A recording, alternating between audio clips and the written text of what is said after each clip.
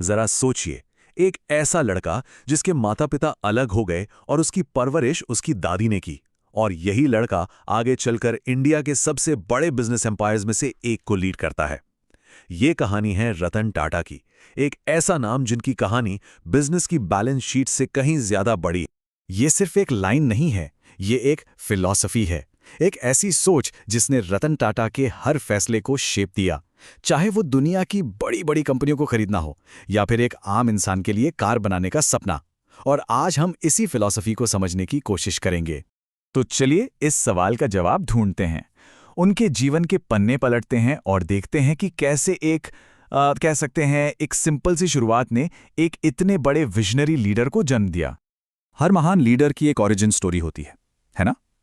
रतन टाटा के लिए ये कहानी मुंबई में शुरू हुई, जहां उनके शुरुआती अनुभवों ने उस इंसान को बनाया जो वो आगे चलकर बने। ये कोई टिपिकल अपब्रिंगिंग नहीं थी। अपनी दादी नवाज़बाई टाटा की देखरेख में वो पले बढ़े और वहीं उन्होंने मुश्किलों का सामना करना और सेल्फ रिलायंट होना सीखा। और फिर न्यूयॉर्क में वर्ल्ड क्लास एजुकेशन लेने के बाद उन्होंने एक ऐसा फैसला लिया जिसने उनकी जिंदगी का रुख ही बदल दिया। 1962 में इंडिया वापस आना। ये सिर्फ एक मज़ेदार किस्सा नहीं है, ये उनके कैरेक्टर को दिखाता है।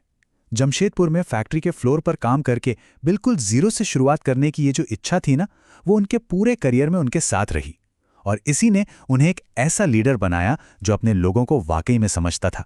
तो एक यंग आर्किटेक्ट से एक ग्लोबल सीईओ तक का सफर कैसा था? चलिए सीधा चलते हैं 1991 में।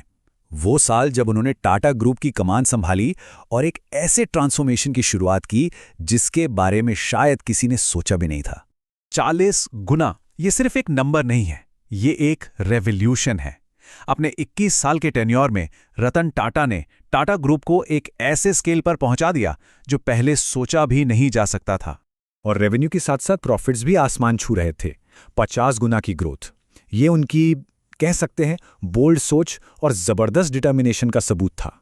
देखिए, उन्होंने सिर्फ कंपनियां नहीं खरीदी, उन्होंने भविष्य खरीदा। टेटली टी से लेके कोरस स्टील तक, जो उस समय का सबसे बड़ा इंडियन कॉर्पोरेट टेकओवर था, और फिर आइकॉनिक जैगवार लैंड रोवर। हर एक डील ने टाटा को वर्ल्ड स्टेज पर एक नया प्लेयर बना दिया। तो नतीजा क्या हुआ? एक कंप्लीट ट्रांसफॉर्मेशन।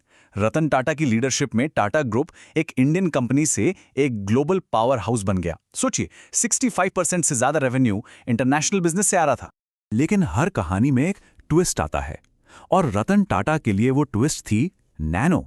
एक ऐसा प्रोजेक्ट जो एक बहुत बड़े सपने से पैदा हुआ था, लेकिन जो उनकी लीडरशिप का एक बिल्कुल अलग पहलू सामने लाने वाला था। ये एक ऐसा आइडिया था जो कंपैशन से पैदा हुआ था। सोचिए, बारिश में एक स्कूटर पर स्ट्रगल करते हुए एक 4 लोगों की फैमिली को देखकर रतन टाटा ने एक ऐसी कार बनाने का सपना देखा जो हर इंडियन फैमिली के लिए सेफ और अफोर्डेबल हो। और यहीं पे एक बहुत बड़ी गलती हो गई। सपना था सबसे अफोर्डेबल कार बनाने का, लेकिन मार्केटिंग ने उसे सबसे सस्ती कार बना दिया। और एक ऐसे देश में जहां स्टेटस इतना मैटर करता है, उस एक शब्द ने सब कुछ बदल दिया। ब्रांड पर सस्ती का जो टैग लग गया, फिर मटेरियल की बढ़ती कीमतें और जमीन को लेकर विवाद, इन सब ने मिलकर नैनो के सपने को खत्म कर दिया। यह एक बहुत बड़ा सबक था कि बड़े से बड़े विजनरी भी मार्केट की सच्चाई से बच नहीं सकते। लेकिन रतन टाटा की कहानी उनके कॉर्पोरेट करियर के साथ खत्म नहीं होती। असल में उनकी जो सेकंड इनिंग्स थी, वो उतनी ही इंपैक्टफुल साबित हुई, जब उन्होंने अपना फोकस कॉर्पोरेट लीडरशिप से हटाकर सोसाइटी को वापस देने पर लगाया।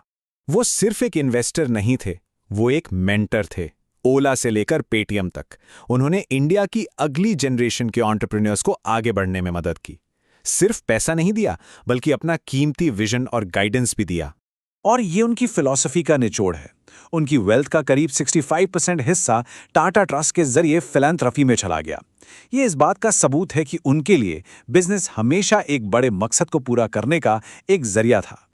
और इन ट्रस्ट का इम्पैक्ट जबरदस्त है। कैंसर हॉस्पिटल से लेकर विदेश में हायर एजुकेशन के लिए स्कॉलरशिप तक, रतन टाटा की फिलैंथ्रफी ने पूरे भारत में लाखों लोगों की जिंदगी को छुआ है। तो इस असाधारण जीवन से हम क्या सीखते हैं? आखिर रतन टाटा की असली लेगेसी क्या है? ये सिर्फ अवार्ड्स नहीं हैं, ये देश के लिए उनके योगदान की एक नेशनल लेवल पर पहचान है। पद्म भूषण और पद्म विभूषण, इन अवार्ड्स ने रतन टाटा को एक नेशनल आइकॉन के तौर पर स्थापित कर दिया। और शायद कोई भी चीज़ उनके लिए सम्मान को चेयरमैन एमेरिटस के टाइटल से बेहतर नहीं दिखाती। ये एक लाइफ टाइम ऑनरेरी टाइटल है जो दिखाता है कि उनके पद छोड़ने के बाद भी ग्रुप उनकी लीडरशिप का कितना सम्मान करता है। और इसी के साथ हम वापस उसी बात पर आते हैं जिससे हमने शुरुआत की थी। अब ये सिर्फ शब्द नहीं लगते, है ना?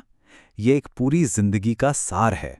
रतन टाटा का एम्बिशन हमेशा से इम्पैक्ट क्रिएट करना था, चाहे वो बिजनेस हो, फिलैंथ्रोपी हो या फिर मेंटरशिप। तो जैसे जैसे इंडिया दुनिया में अपनी जगह बना रहा है, रतन टाटा की लेगेसी कैसे आगे बढ़ेगी? क्या उन्हें एक ऐसे टाइटन के रूप में याद किया जाएगा जिसने एक एम्पायर खड़ा किया, या एक ऐसे फिलैंथ्रोपिस्ट के तौर पर जिसने सब कुछ समाज को वापस दे दिया? शायद आखिर में वो दोनों ही होंगे, और हो सकता है यही उनकी सबसे बड़ी कामयाबी हो।